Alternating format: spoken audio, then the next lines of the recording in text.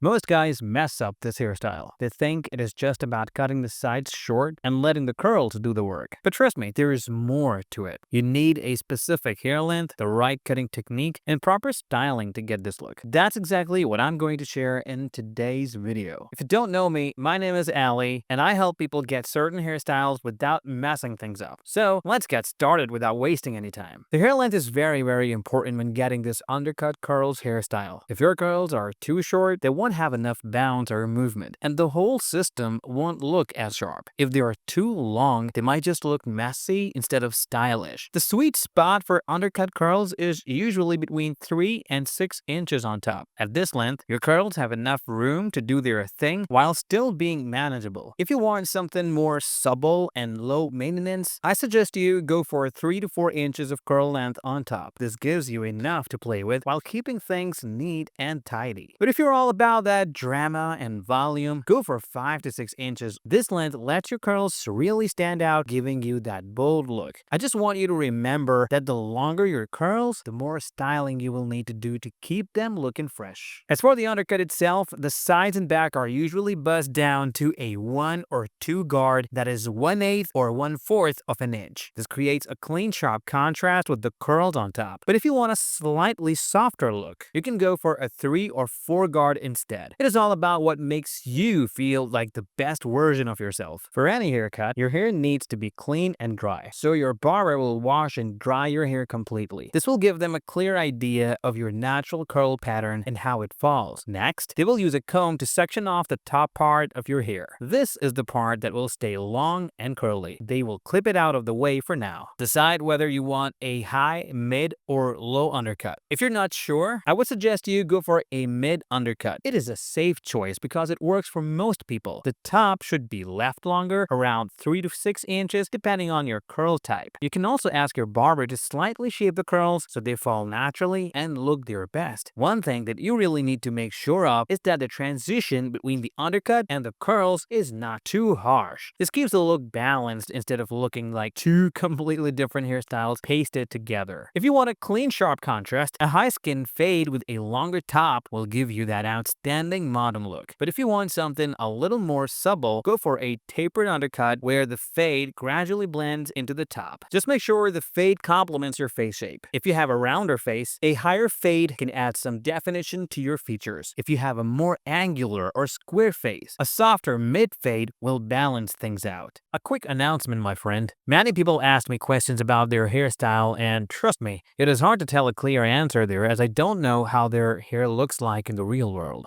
So to solve it, I'm going to roast your hairstyle in my future videos and answer every one of your questions related to your hairstyle. If you're interested in being featured in my next video and get real-time advice on your hairstyle, fill out the form in the description or in the first comment. Looking forward to seeing you there. When it comes to the top, layering is very important. If your barber just cuts it all at one length, your curls might not sit right and the shape could look awkward. Ask for some light layering, especially if you have thick hair. The barber should use scissors on top rather than clippers to keep the curls natural shape. If you're going for a more textured, messy look, tell your barber you want a bit of weight taken out so your curls have more movement. For those who want extra volume and dimension, you can also ask for a razor cut. This technique adds a bit of an edgy, choppy effect to the curls, making them look more defined and giving your hairstyle more personality. Just be careful with razor cutting if your hair is already dry or brittle. Too much of it can make your hair prone to breakage. Lastly, they will use a razor or a trimmer to clean up the hairline around your ears and neck. This gives that sharp, polished finish. And there you have it, your very own undercut curls. But wait, we're not done yet. Once you've got the right cut, styling is very important. Because let's be real, just waking up and hoping your curls look good is not always going to happen. You need a routine that makes your curls defined, frizz-free, and effortless. For that, start with freshly washed hair, but don't overwash. Curly hair needs moisture, and washing too often strips away the natural oils. Use a sulfate-free shampoo and a deep conditioner to keep your curls hydrated. Right after washing, while your hair is still damp,